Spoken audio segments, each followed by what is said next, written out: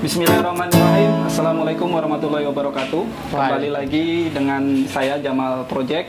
Jadi hari ini kita ada project podcast yang kedua dengan bintang tamu tentunya yang berbeda, bukan yang kemarin. Takut viewernya bosen kok itu terus sih. Jadi kita hari ini Jamal Project datangan tamu. Silakan Mas Jo diperkenalkan namanya. Kalau umur mungkin dirahasiakan ya, jadi nggak usah. Sebutin juga nggak. Terus asalnya mau nggak disebutin? Nama saya Johar Bahri, asli saya dari Brebes. Kalau umur udah kepala 3 ke atas lah. Senior juga ya? Ya. Saya nggak nyebut tua loh ini, senior gitu aja biar sopan ini. Ya, hampir satu liting sama Mas Suroso. Oh, iya. Orang ngapak, kalau nggak ngapak nggak enak katanya. Pengalaman kerja mungkin? Pernah di mana aja gitu? Oh, ini dari mulai kapan? Mulai merantau Dari awal apa dong, sejak dari di kampung? sampai sekarang. Ya di kampung juga kalau ada pengalaman yang mungkin bisa dikulik buat kita ambil pelajarannya, boleh diomongin di sini. Sebenarnya saya itu dulu nggak punya cita-cita buat merantau, Mas. Terus itu kecelakaan merantau? Bukan gitu. Saya berpikiran kalau kita merantau itu di kampung jadi sepi. Karena dulu saya itu orangnya itu demen ngumpul, seneng gaul aja dari semenjak sekolah itu.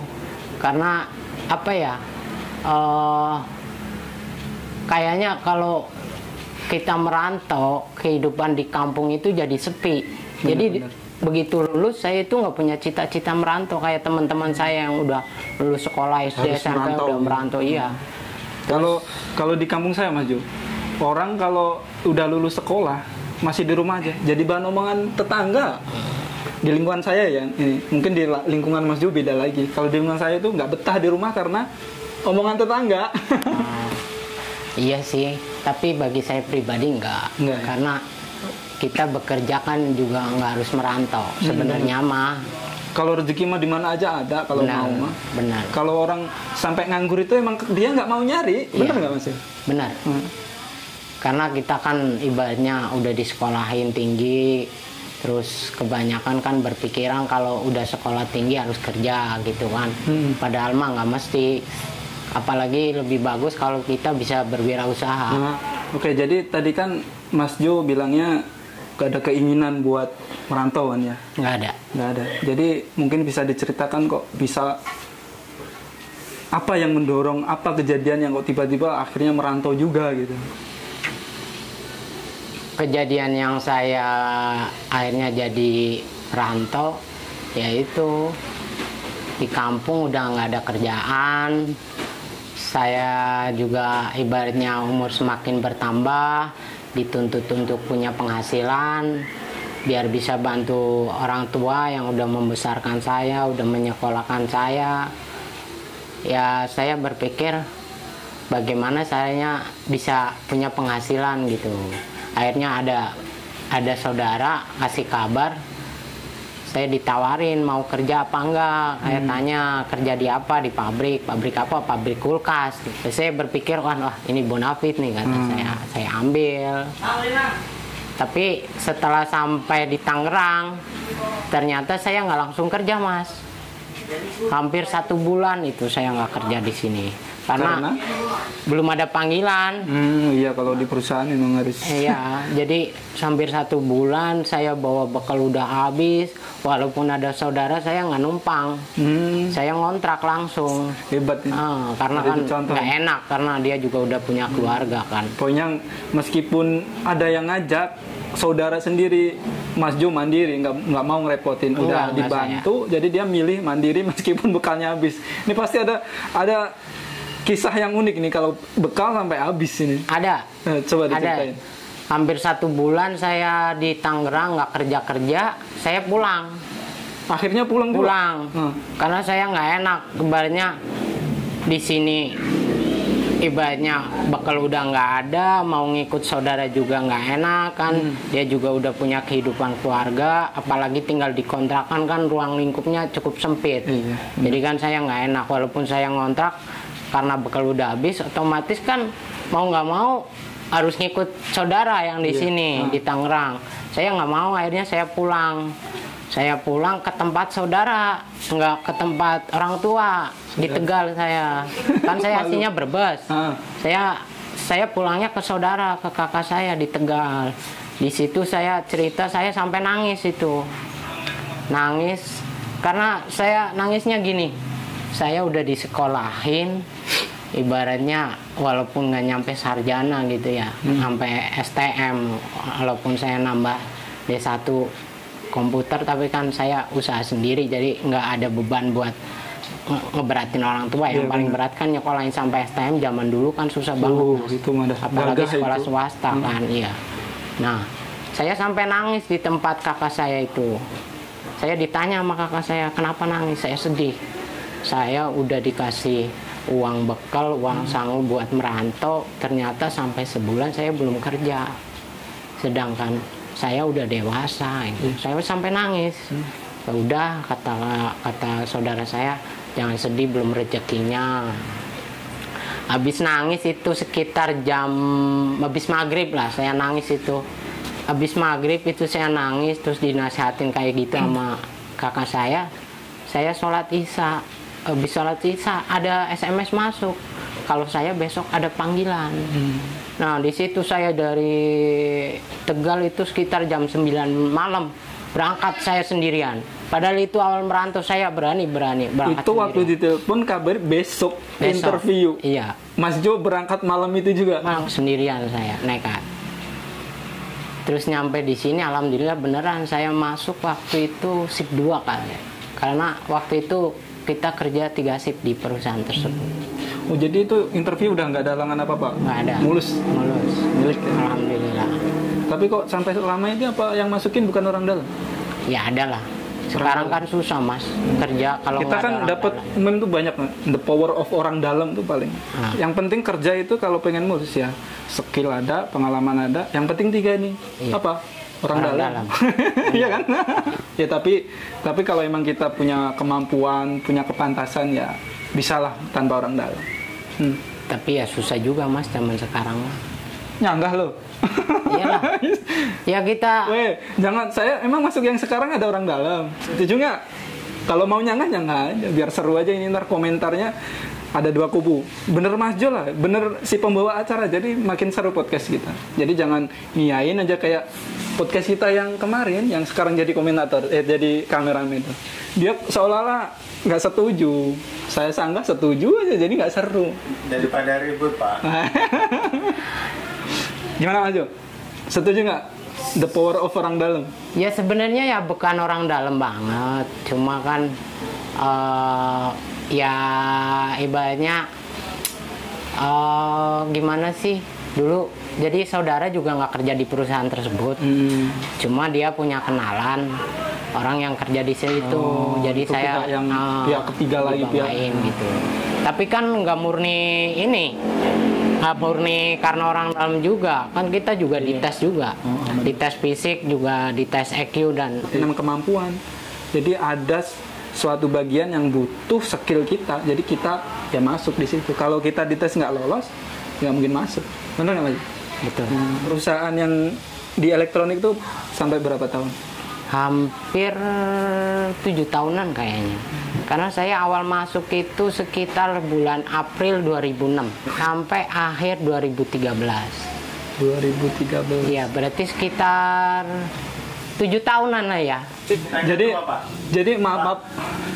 Pembaca apa? Jangan ikut campur lah. Ini maaf ngomong. Tadi saya ngomong apa? Lupa kan gara-gara kameramen rese. Jadi Mas Jo kan 4 tahun udah di kampung, lanjut merantau di daerah Tangerang Cikupa. Itu Mas Jo belum nyinggung masalah nikahnya. Ini nikahnya waktu kapan ini? Oh, nikah boleh dikatakan saya udah umur tua. Oh, jadi waktu udah merantau itu masih bujang? Masih bujang. Masih bujang. Saya nikah itu. Mas Jo bilangnya tadi di awal karena kebutuhan harus berpenghasilan, tadi kirain udah punya buntut. Loh Mas, namanya kebutuhan itu nggak harus sudah nikah loh. Iya juga sih. Tapi kan masih ada bapak gua yang kaya, jadi enggak. Kebetulan saya lahir dari keluarga yang sederhana. Sawah aja nggak punya Mas. Sawah ibaratnya ngegarap orang, punya orang maksudnya. Jadi kalau bisa kita sebut buruh tani gitu Iya. ya. Kalau dikatakan gitu, ibu saya seorang pedagang keliling lah. Ya jauh dari kata orang kaya, emang orang sederhana saya kaya. Makanya saya punya prinsip berusaha mandiri, nggak pengen repotin. Kalau boleh tahu saudaranya ada? Saya 9 bersaudara dan saya nomor 8 9? bersaudara. Mas Jo nomor ke? 8. Oh, yang paling berarti sekarang di atasnya Mas Jo udah bisa, mungkin udah ada yang cucu. Oh, udah ada. Udah ada. Udah ada. Ada berapa kakak saya yang udah punya cucu? Oh, 3 orang. Ada yang udah punya cucu. Keluarga besar ini.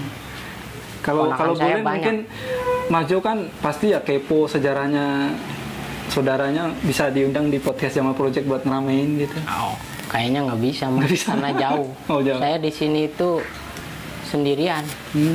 Ada saudara juga saudara sepupu. Masa Pak? Bodo amat, kita nyari konten. Udah sih, jangan ikut-ikutan. Mau nggak dilanjut Mas Jo? Iklan aja ini. Ya itulah, ibaratnya saya itu kerja di perantauan itu boleh dikatakan baru berapa pabrik ya, kisaran 1, 2, 3, 4 lah kisaran. Ini yang keempat ini yang masih sekarang ini. Iya. Enggak, tadi kan saya nanya nikahnya kapan kok belum dijawab, kayaknya dirahasiain banget ini. Oh, nikah. Nikah saya umur 30. Umur 30 itu tahun berapa ya? 2011 saya. 29 30 lah kisaran segitu. Kalau boleh tahu nikahnya udah berapa kali nih kayaknya? Alhamdulillah udah yang kedua ini. Ini yang di sampingnya aja satu susah, ini bolehlah kasih tip-tipnya gitu, kasih ilmu. Oh, udah Janganlah, sampai 2 kali. Saya nggak mau merusak keluarga yang utuh. Ntar dia ngikut-ngikut saya. Aduh, saya yang disalahin. Jangan sampai. Sebenarnya saya juga nggak pengen yang namanya nikah sampai 2 kali. Pasti sebenarnya setiap orang, menurut saya ya, nggak pengen yang namanya berumah tangga itu gagal, nggak ada yang Iya, pengen. benar. Ya, Cuma pengennya kan sekali untuk selamanya. Nah, Cuma kan kadang yang namanya kehidupan kan kita nggak tahu benar. apa yang terjadi ntarnya, kan kita nggak tahu. Ya jujur aja saya boleh dikatakan gagal lah. Gagal membina rumah tangga yang pertama. Ini kalau dibongkar masalahnya pribadi banget, tapi izin dulu ini boleh Nggak diceritain? apa-apa, selagi nggak terlalu sensitif dan terlalu vulgar nggak apa-apa. Mungkin kan buat anak-anak muda kayak saya ini kan masih muda. Jadi kita kulik sejarah yang ya pahitnya, ada yang bagusnya, jadi kita bisa ambil pelajaran di situ Mas Jo. Jadi mungkin pengalaman Mas Jo ya kita ya ada yang ngalamin, jadi Mas Jo itu nyikapin pengalaman pahit ini gimana nih biar nggak terjadi lagi buat kita yang belum kejadian. Jadi monggo disampaikan aja Mas Jo. Dalam hal apa ini? Dalam hal pernikahan, kehidupan. Kita lagi bahas kegagalan pernikahan. Mas Jo. Jadi kasihlah, jangan sampai kayak saya ya. Saya itu kesalahannya di sini loh, gitu loh. Kesalahan kita nggak bisa nyalahin salah satu pihak. Saya juga nggak merasa benar kenapa bisa gagal. Kenapa ibaratnya nggak sampai bertahan. Saya juga koreksi diri, mungkin juga saya salah. Terus ibaratnya intinya gini, komunikasi, terus saling jujur, itu inti dari sebuah rumah tangga menurut saya. Jadi kesalahan Mas Jo Tapi ada tambahan juga. apa? Ekonomi. Jadi kesalahan Mas Jo di mananya? Mas Jo kan tadi ngasih kuncinya nih. Kalau pengen utuh ini nih. Ya. Terus kesalahan Mas Jo di poin nomor berapa ini? Ya mungkin yang ketiga kali. Apa itu? Ya ekonomi. Karena Zaman sekarang bullshit lah. bener. Makan cinta nggak ada. Saya suka gaya. Kadang baru pacaran mah saya nerima kamu apa adanya. Bullshit, itu mah cuma di mulut. Giliran udah berumah tangga mah nggak sesuai. Kayak sebelah Mas Jo itu ketipu itu. Lanjut. Tadi lagi seru-serunya. Lanjut. Bullshit itu kalau cinta nggak butuh materi itu bullshit. Bullshit. Ditekankan tuh bullshit, ngomong kosong gitu. Iya. Karena namanya udah berkeluarga, kita ibaratnya udah berani bertanggung jawab sama anak orang ya. Iya. Kita kan harus ngasih makan, apalagi sebagai perantau kita harus bayar kontrakan, apalagi udah ada anak, banyak kebutuhan kan. Kita dituntut untuk ekonomi itu bisa memenuhi. Benar. Cuma kan namanya rezeki kita nggak tahu. Iya. Ya itu waktu itu boleh dikatakan saya kena PHK lah. Jadi kan goyang ekonomi dan Imbasnya kemana-mana. Ya itulah salah satunya ke dalam kehidupan keluarga saya. Jadi poinnya di sini tadi Mas Jo ngeluarin jargonnya. Bullshit kalau cinta itu cuma butuh ketulusan lah. Saya terima kamu apa adanya. Bullshit. Apa itu bullshit? Sekarang. Jadi gini loh. Emang duit itu nggak segalanya. Tapi segalanya butuh uang. Gimana Iya. coba? Iya, Bener nggak Mas Jo? Betul. Karena yang namanya katanya orang yang agamanya tahu ya. Kemiskinan itu kan mendekati kekufuran. Lah. Setuju Iya Mas Jo? kan? Setuju. Selagi kita banyak duit kan kita bisa sedekah, Bener. bisa bersodako kan. Jangan salah, agamanya kita itu coba kita telisik ke rukun Islam. Emang apa bisa nyelesain rukun Islam ini nggak butuh duit, Ya. terutama yang terakhir naik haji. Jadi kita jangan salah, agama kita itu mengajarkan kita itu kalau kita ngomongin akhirat, kita itu seolah-olah kita mati besok, Mas Jo. Betul. Kalau kita ngomongin dunia, seolah-olah kita hidup selamanya. Iya. Jadi di situ kita ditekankan itu harus jadi orang kaya itu harus. Betul. Iya kan? Ya agama juga udah jelas kita kalau bisa mah rajin sholat duha pagi-pagi kan ibaratnya buat buka pintu rezeki kan tujuannya itu biar kita ibaratnya nggak miskin. Makanya saran saya mah yang belum berkeluarga emang jangan takut. Ibaratnya walaupun belum mapan terus berumah tangga juga nggak boleh. Ibaratnya kita takut berumah tangga juga jangan. Tapi pintu gerbangnya susah Maju diketuk kalau kita nggak ada modal. Iya kan ibaratnya kita tanya ke pasangan kita, nerima kita apa adanya. Ya kadang kan kita kejadiannya, iya udah mulus nih, sama-sama oke ya udah kita lanjut ke orang tua nih. Anak saya mau kasih makan apa Mas? Udah digituin ada penghasilannya apa UMR, kita ceper Mas. Tapi kan nggak semua orang tua kayak gitu Mas. Saya ngalamin Mas. Oh mungkin ada tapi nggak semua Mas. Nggak semua. Iya sih. Nggak semua.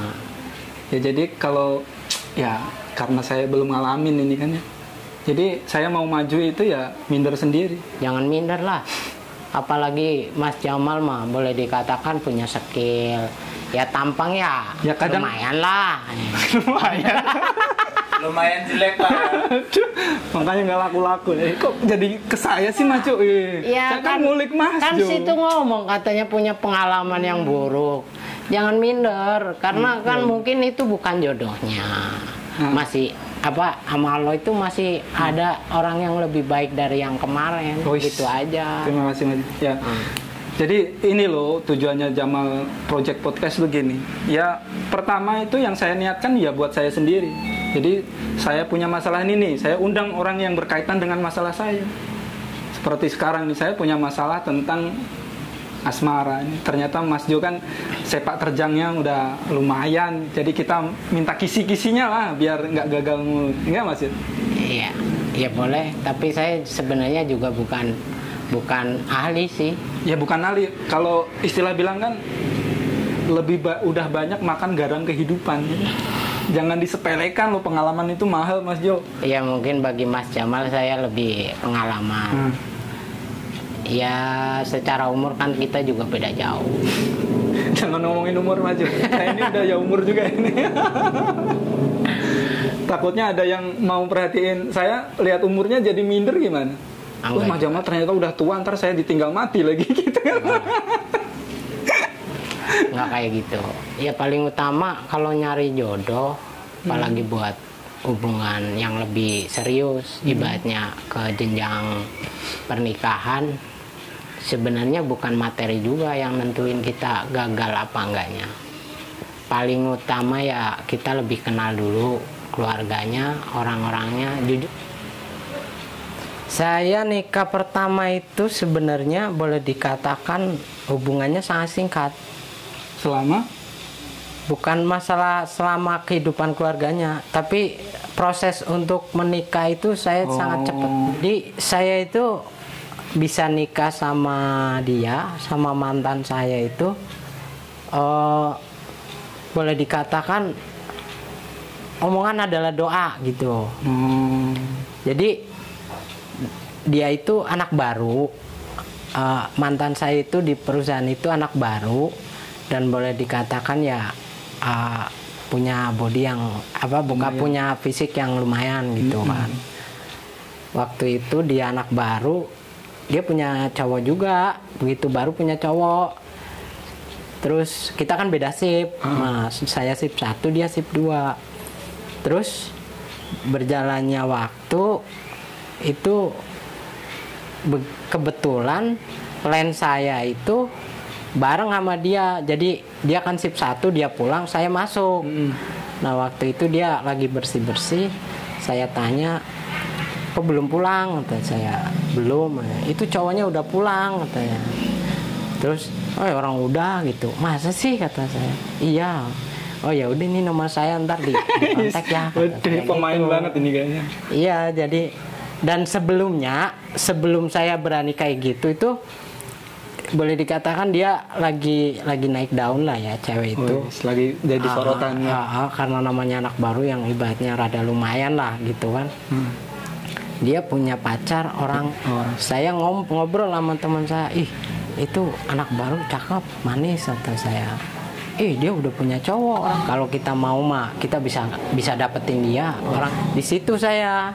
Jadi kayak semacam doa, akhirnya saya bisa dapetin dia. Itu bukan sebuah kuis kan, sebuah tantangan dari temen nggak kan? Bukan. Takutnya. Bukan. Jadi sebenarnya juga tadinya nggak ada niat untuk ngejar dia, nggak ada niat. Karena waktu itu saya punya cewek juga, mungkin Mas Roso tahu. Waduh, lah ini pengkhianatan ini. Bukan pengkhianatan, saya ngejar dia begitu yang lama udah ini loh, udah nggak ada hubungan. Nah Mas Jo kan bilangnya saya juga lagi punya cewek juga. Iya, waktu dia baru, saya masih punya. Dia juga punya di situ. Penonton salah ekspresi, Mas Jo sejati itu kah? Enggak, jadi ini. Waktu dia masih baru, dia juga punya cowok di situ. Namanya anak baru biasalah, kan suka jadi pusat perhatian. Bener. Apalagi dia punya gitu, tampang gitu kan. Ada interview nih cewek nih. Nah kan, ya itu bisa. Tapi nggak berani deketin, cuma gitu doang. Mata keranjang. Diam-diam nganterin aja ya. Jemput antar, tahunya gagal. Jangan gitu lah, saya diserang ini. Wah ini menyalahi aturan kan. Ya itulah. Jadi makanya kita itu ngomong sebenarnya nggak boleh asal, karena kadang emang bener omongan adalah doa. Oke, dilanjut aja. Ceritanya lagi dapetin naklukin cewek yang lagi naik daun. Ya itu begitu saya kasih nomor, saya istirahat sholat itu ada miss call masuk. Saya SMS dia, ini siapa nih? Kajo, katanya tadi suruh miss call ya. Ini saya gitu kan. Oh ini. Nah dari situ mulai deket berjalan sekitar 1 bulan saya nembak dia. Kata dia saya nggak mau pacaran, kalau mau langsung nikah. Di situ saya nikah. Karena saya mikir umur juga udah kepala 3. Ya akhirnya saya ladenin tantangan dia. Jadian Februari pas saya ulang tahun, bulan April saya lamar. Saya datengin ke keluarganya sama keluarga saya. Welcome aja keluarganya. Welcome, sangat welcome. Terus bulan November saya nikah. Tanggal 9 bulan 9 tanggal 11 bulan 11 2011 saya nikah. Jadi di situ udah nggak ada rintangan. Jadi tadi selesainya ini ada anak nggak? Ada. Sekarang saya dikasih anak satu cewek. sekarang ikut Ikut saya. Ikut saya. Mungkin si mantan mungkin nonton, mungkin ada yang disampaikan. Enggak Enggak ada. Anaknya mungkin yang lagi di kampung kan anaknya? Iya. Anak saya namanya Jihan Rona Muazzah. Umur berarti berapa ya? 2012, sekarang 2020. 8 tahun. Jalan 8 tahun. Masih SD kalau 8 tahun? Iya, naik kelas 3 dia. Jadi sejarah Mas Jo ini udah sampai di kisah asmaranya. Oke, jadi Mas Jo tadi kan di awal bilangnya nikah 2 kali. Ya. Dan yang sekali tadi Mas Jo udah ceritakan. Jadi sekarang monggo diceritakan kisah penaklukan cinta yang kedua ini bertemu di mana, orang mana, kok Mas Jo bisa menjatuhkan pilihan si yang sekarang itu, alasannya apa dia? Ya, Mas Jo tahu lah maksudnya. Monggo diceritakan. Untuk jodoh yang kedua kebetulan kenal di medsos, Mas. Jadi saya ngikut sebuah grup lah gitu. Kenal, saling komunikasi lewat medsos, dan awal kisaran tahun baru kayaknya. Tahun baru kita ketemuan, janjian itu. Di suatu tempat lah. Dan di situ mulai intens. Saya juga mulai main ke rumahnya. Dan di situ berapa kali main tuh, saya diajak ke acara nuju bulanan adiknya. Diajak, terus ketemu sama keluarga besarnya. Di situ saya disuruh main ke rumah saudaranya. Dan di situ saya ditanya buat serius apa enggak sama itu calon saya. Ya saya jawab serius, karena saya juga bukan anak muda lagi, apalagi status saya juga udah lama hidup sendiri gitu kan. Cuma ya saya ceritain keadaan saya apa adanya. Sebenarnya? Iya, saya ceritain semua. Terus saya ngomong kalau dia nerima saya apa adanya, ya saya pasti buat serius. Saya nggak menutup-nutupi melebih-lebihkan keadaan saya, enggak. Karena saya belajar dari pengalaman yang dulu, pengennya itu mendapatkan seorang istri yang benar-benar ikhlas menerima saya apa adanya, bukan karena ada apanya gitu. Itu tadinya kesepakatan sih, kita ada komitmen nikah 1 tahun. Maksudnya nikah 1 tahun? Enggak, maunya setelah kenal hubungan kirain gitu. Kontrak 1 tahun gitu. Enggak, maunya setelah kenal itu ada kesepakatan berdua, nikah itu ya minimal 1 tahun gitu. Saling kenalan. Saling bahatnya. Tapi Mas juga nggak sabar di situ. Bukan nggak sabar. Saya juga gini, berpikiran kan saya posisi merantau. Terus dia juga orang sini kan. Orang sini.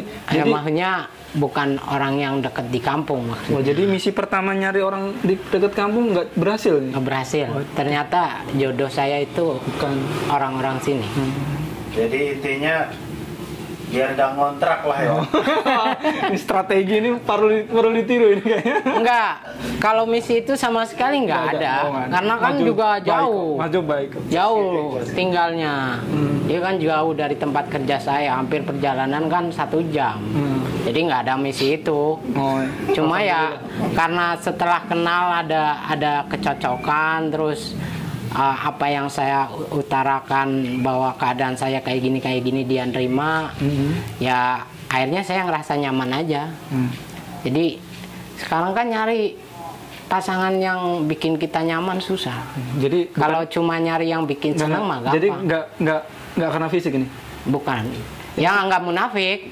Fisik juga saya yang lihat lah. Bagus nih. Jujur saya nggak munafik.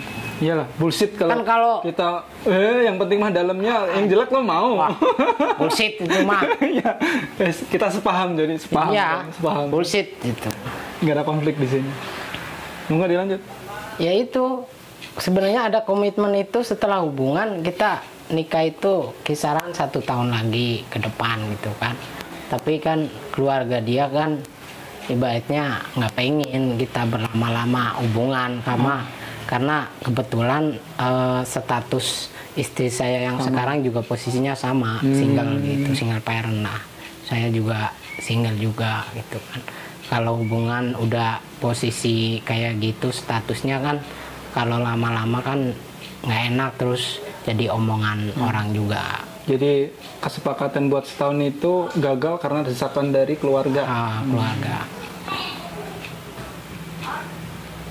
Udah selesai di situ? Enggak juga. Masih? Kita ibaratnya hampir maju mundur nentuin nikah itu. Apalagi zaman kemarin, zaman corona kan, sempet mau mundur, sempet mau maju juga. Jadi hampir bimbang itu waktu nentuin nikah. Tapi udah yakin, seriusnya yakin kan? Yakin, seriusnya mah. Cuma penentuan waktunya itu yang maju mundur karena kondisi corona. Dan saya nikah itu bener-bener apa-apa sendiri. Saya dapetin calon istri sebenarnya belum dikenalin sama keluarga, cara tatap muka gitu belum, iya. Karena kondisinya. Iya. Jadi cuma via handphone aja. Bukannya nggak mampu buat nemuin, tapi karena kondisi ya. Kondisi. Yang sekarang lagi pandemi. Waktu itu mau saya bawa ke kampung buat dikenalin ke orang tua, karena kan waktu itu kan kita nggak boleh mudik. Sampai sekarang kan? Iya, karena sekarang belum ini. Jadi ya saya yakinin orang tua lewat virtual media online. Dan itu alhamdulillah disetujuin. Ya sempat ada ini sedikit sih. Dulu kan kalau orang Jawa kan kebanyakan ya kita ya sebagian, nggak sebagian. Terus saya ngeyakinin bahwa namanya orang baik, orang jelek itu nggak Sunda, nggak Jawa sama aja, tergantung orang Jawa emang baik semua. Ya, ada makanya yang itu campur. Jadi kita itu ya jangan menilai seseorang dipukul rata. Betul. Jadi suatu golongan belum tentu semua golongan itu buruk semua. Iya. Belum tentu itu baik semua. Betul. Ya maaf ngomong nih, nyindir sedikit mungkin lebih sensitif. Kita kehilangan sendal di masjid udah berapa kali, Mas? Masjid itu tempat apa? Ibadah. Iya. Harusnya orang baik kan? Kok ngambil sendal orang? Ya, jadi kita menilai suatu golongan itu jangan dipukul rata. Jangan. Ya itu dimanapun kan pasti ada orang baik, ada orang yang jahat juga. Jadi dari pertama tadi Mas Jo sudah cerita banyak.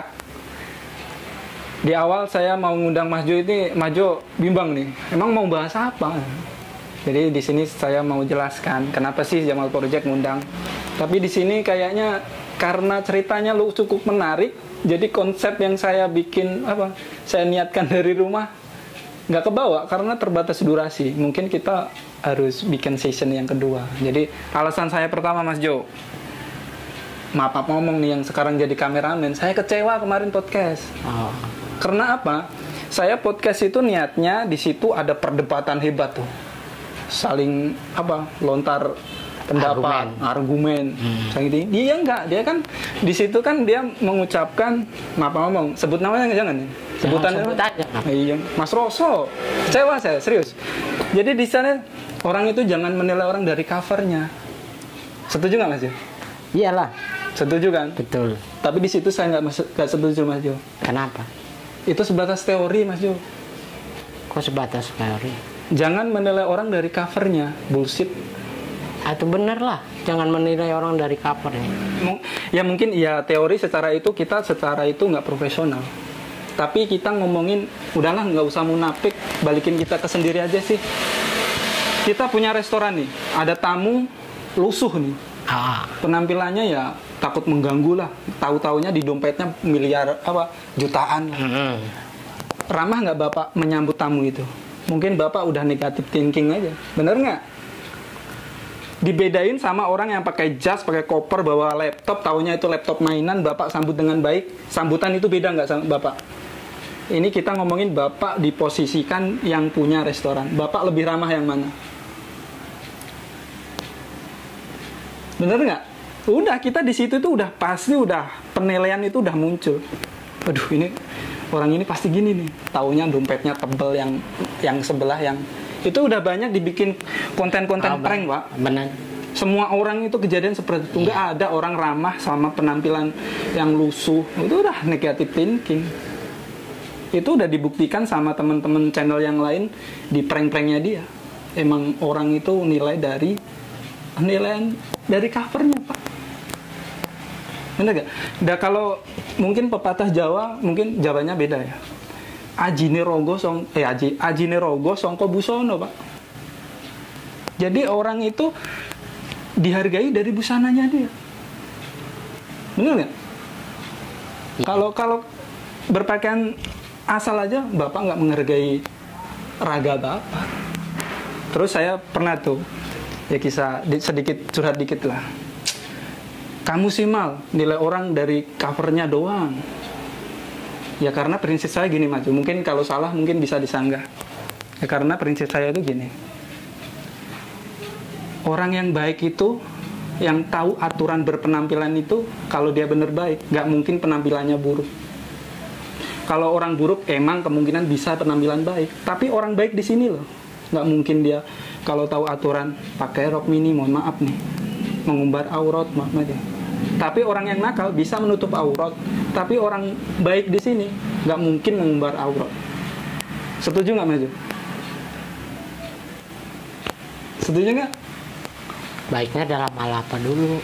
Ya dalam aturan berbusana. Ya mungkin kita sering ya tertipu dengan cover, tertipu dengan penampilan, tapi di situ nggak ada orang yang baik, orang yang akhlaknya baik kok berpenampilannya buruk. Ada kemungkinan nggak? Ada, karena sikon. Ya sederhana mungkin kan dia tetap memenuhi aturan berpakaian, Pak Mas Jo. Memang apa ngomong di zaman sekarang kan, ya dia mampu beli lengan panjang, mampu beli rok panjang, mampu, tapi dia milih yang mini, Mas Jo. Kalau masalah itu baik kan, ini di situ kan saya mencari orang baik, Mas Jo. Kalau masalah penampilan yang ibaratnya masalah aurat apa seksi mah kan didasari pada keyakinan. Kan biasanya bawa masalah keyakinan. Kalau di agama Islam kan kewajibannya seorang muslimah kan menutup aurat. Tapi bagi yang orang beragama lain itu kan nggak ada kewajiban. Ya kan tadi saya di sini kan sedikit curhat. Saya itu tegur teman saya. Saya itu ya biasalah kalau lagi ngumpul kan sering cerita pengalaman. Ya asmara ya entah sampai mana. Terus kita ngobrol nyampe situ. Mal gimana? Gagal terus bos. Kenapa? Lo sih nilai orang cuma dari penampilannya doang. Iya dong, saya gituin. Ya karena saya milih orang yang baik, berpakaian yang sesuai aturan. Jadi di situ ya saya nggak salah dong nilai orang dari penampilan dulu, baru kita dalemin tuh akhlaknya gimana. Jadi pertama yang kita punya daya tarik itu ya penampilannya. Ya mohon maaf nih, orang kalau bangun rumah yang didahuluin yang mana sih? Terasnya aja dibagusin dulu, masalah kamar mandi belakangan. Emang ada langsung dapurnya dibagusin, terasnya belum ada? Ya ada Mas. Karena apa? Biar dinilai orang itu, wih semuanya bagus. Ada lah. Ya ada mungkin ya. Ada sedikit yang ngutamain dalamnya dulu. Ya ada. Yang emper mah nggak penting. Ngutamain kamar biar nyaman tidur. Ya ada sih ada ya. Ada banyak. Jadi gimana? Menilai orang dari covernya setuju Maju? Sedikit setuju. Kok sedikit? Ya tuh iyalah. Sedikit setuju. Kalau sedikit jadi bimbang dong. Ya tuh karena banyak kejadian dan banyak orang nggak semuanya ngelihat orang itu dari covernya. Jadi banyak orang-orang yang ikhlas ibaratnya mengenal, menyapa dengan orang-orang yang dari cover. Jadi kan apa? Yang saya tanyain Maju. Jadi kalau Maju di kubu orang yang nggak nilai dari penampilan, jadi Maju kalau ketemu orang ini nggak berani nilai langsung, harus dikenalin dulu, gitu. Nggak berani. Jadi kalau orang ngajakin bisnis Mas Jo, dia pakai penampilannya biasa, padahal apa yang ditawarin dia proyek besar nih, butuh miliaran. Mas Jo langsung percaya, langsung ngobrolin bisnis itu apa? Mas Jo udah negatif thinking. Oh, ini penipuan ini kayaknya kok penampilannya kayak gitu. Ya negatif thinking sih enggak, cuma ya mungkin ada penilaian nggak? Maksudnya pertama itu Mas Jo langsung nilai orang tersebut apa Mas Jo? Wah jangan dulu, ntar saya ngobrol dulu, ntar saya tanya-tanya dulu, baru saya nilai. Saya tahan, jangan nilai dulu. Kalau pribadi saya, ya nggak munafik, nggak saya tutupin, ya langsung saya nilai. Karena ini proyek besar loh, dia ngomongin proyek batu bara yang miliaran nih. Kok kesini cuma penampilannya kayak gitu? Kita udah negatif tinggi, wah penipuan ini mah, nggak usah lah. Enggak, kalau saya enggak, karena saya pernah punya pengalaman ada suatu bisnis yang ibaratnya lebih mengedepankan penampilan buat menggait ini mitra.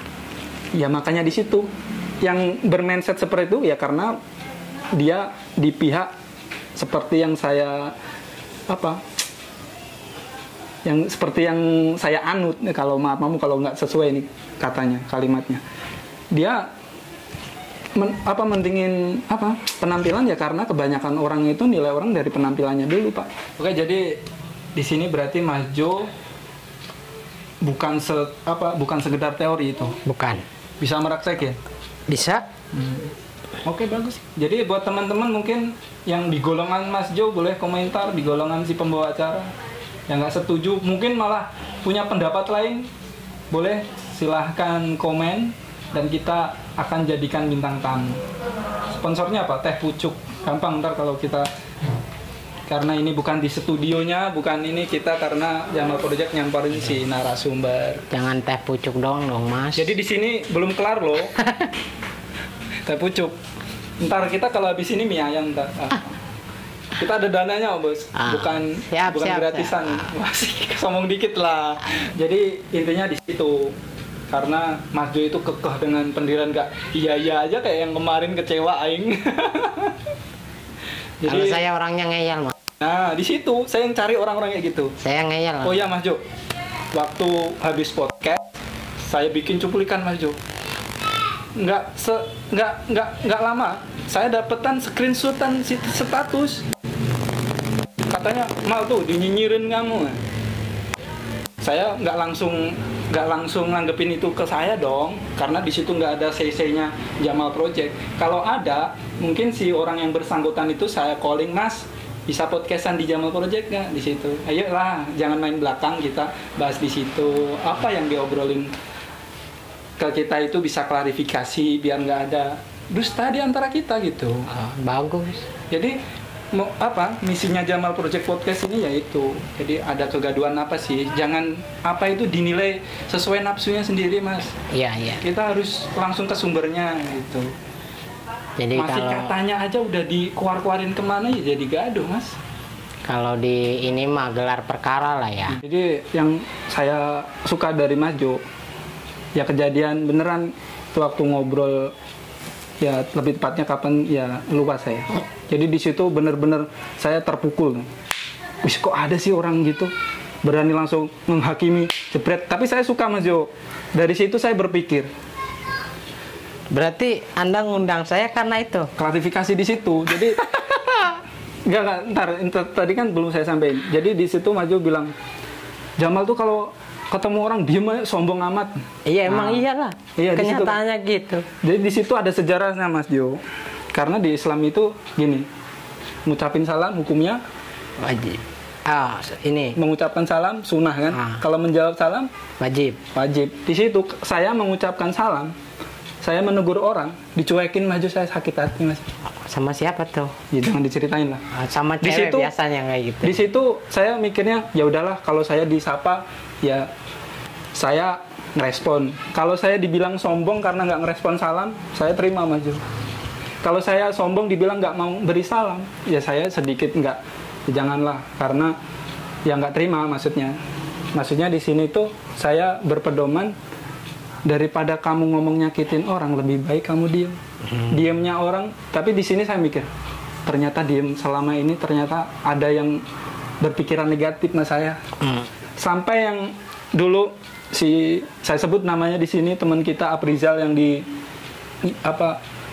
di spare parts teknisi. Oh iya iya. Dia waktu perpisahan ya semacam karya penulisan penilaian teman-temannya.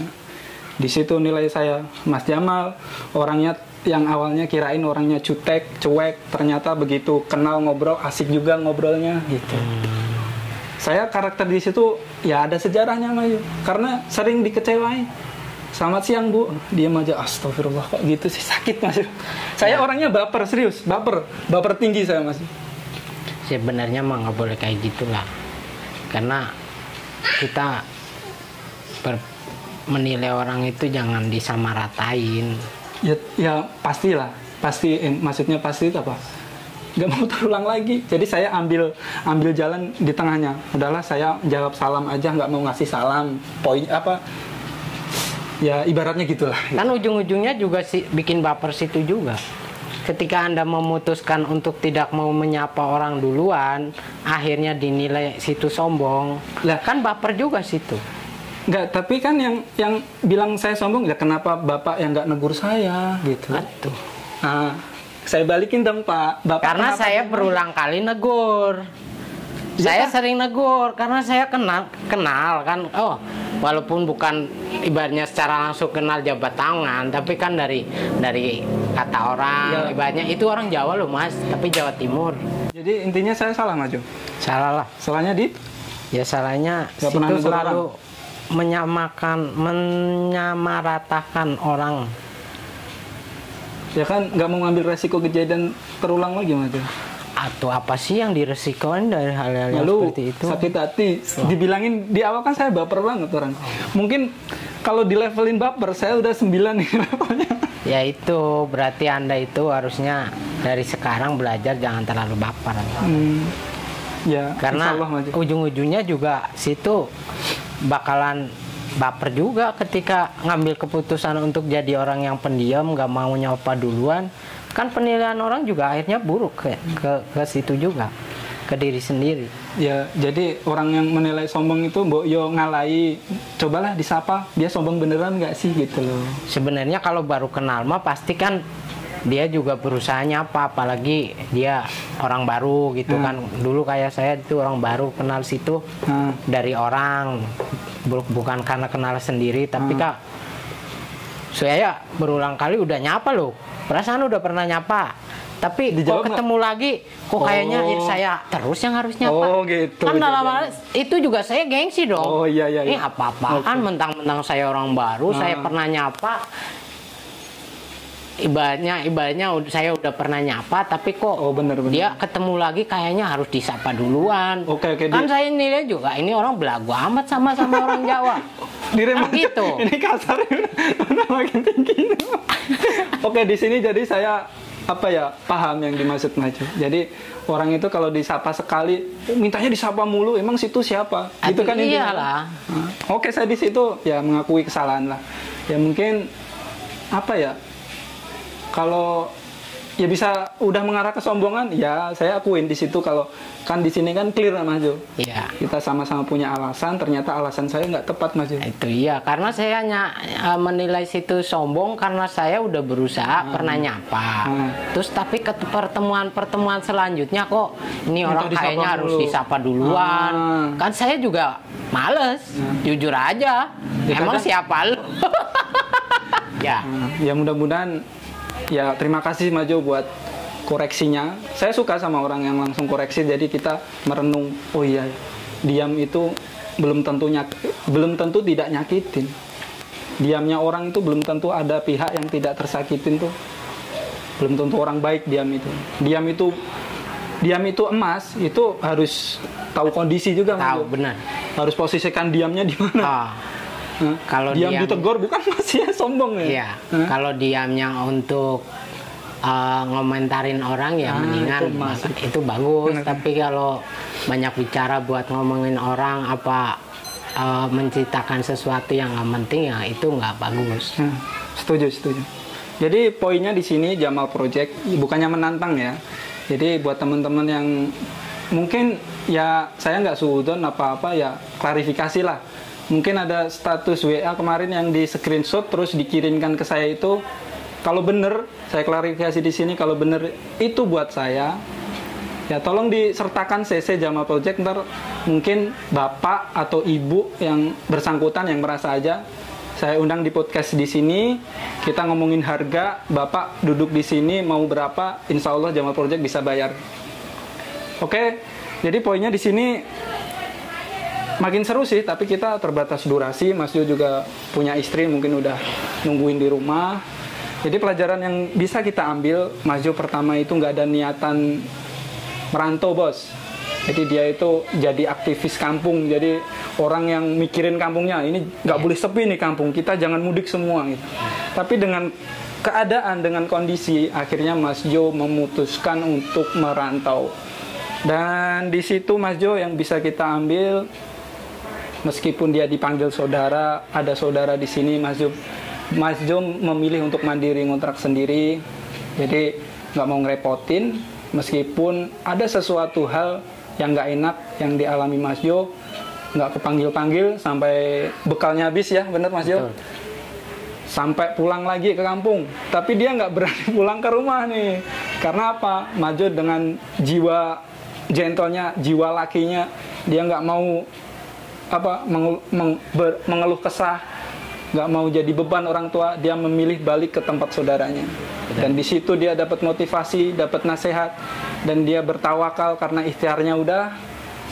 Waktu habis sholat maghrib Mas Jo, Isya, dia dapat pesan dari suatu perusahaan yang bergerak di bidang elektronik, panggilan interview, dan malam itu juga Mas Jo langsung meluncur dari Brebes ke Tangerang.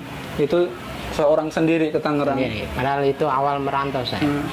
Itulah kegigihan Mas Jo, dan di situ Mas Jo juga menceritakan kisah asmaranya yang nggak begitu bisa dibilang nggak mulus ya Mas Jo. Ada rintangan sampai 2 kali. Jadi ya monggo disimak, kita ambil pelajarannya.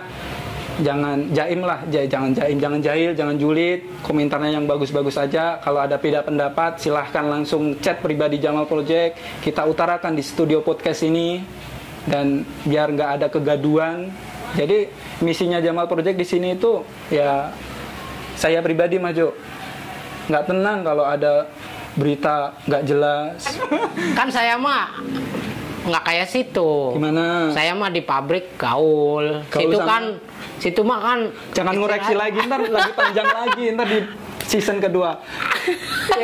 Emang Mas Jo ini jiwanya mengoreksi orang, tapi langsung disampaikan orang yang bersangkutan. Saya suka. Iyalah, itu. saya mah ceplos. Durasinya ini nggak kelar, ini season kedua aja. Jadi saya penutupan ini. Banyak berita yang mendukung. Ini saya tutup ini. Jadi di sini tuh niatnya Jamal Project menyediai media buat klarifikasi berita-berita yang nggak jelas. Ya maaf, nggak saya sebutin lah, nggak usah. Jadi kalau ada berita yang bikin gaduh itu biar jelas. Oh ternyata yang bener ini. Ya bagus. Tahu sendiri kan berita 1, 2, orang 5 ini kadang sumbernya di sini tuh yang sampai akhir beda lagi Mas Jo. Iya. Ada tambahan, ada pengurangan. Ya kan orang kebanyakan gitu. Kalau dititipin uang mah berkurang, kalau dititipin omongan mah kadang ditambah-tambahin. Bener. Nah di situ misinya Jamal Project teman-teman. Jadi yang suka nyinyir ya di tag lah Jamal Project, disetujukan sama siapa gitu, nggak ulah main belakang ya. Apa sih kalau main belakang itu apa Mas ya? Udah melenceng itu. Melenceng tuh. Jadi mbok yo langsung komentar di kolom komentar channel Jamal Project ya, silakan, jangan ngomong di belakang lah. Legowo ya kalau dikoreksi, dikritik legowo. Lah kan ini kan bentuk klarifikasi Mas. Yeah. Kritik saya itu saya semalaman merenung Mas, serius. Ternyata diem saya itu nyakitin orang. Ya bener, ternyata emang nyakitin. Dibilang angkuh iya, setelah saya klarifikasi ke Mas Jo, ya salah juga saya. Salah. Ya mudah-mudahan saya jadi bisa pribadi yang lebih baik tahu lagi. Tempat, tahu sikon gitu. Tadi Mas Jo keluar kritik lagi, saya tahan karena ini durasinya makin panjang aja. Kasihan kameramennya ntar masuk angin, nggak ada baju itu kameramennya. Jadi kita tutup sampai di sini dan semoga ini bermanfaat. Khususnya buat saya karena ini misinya buat saya juga Mas Jo. Karena saya ini bisa dibilang orang yang terjun di dunia kerja kalau dibandingkan Mas Jo sama bintang tamu yang kemarin. Saya males nyebut namanya, jadi lebih senior.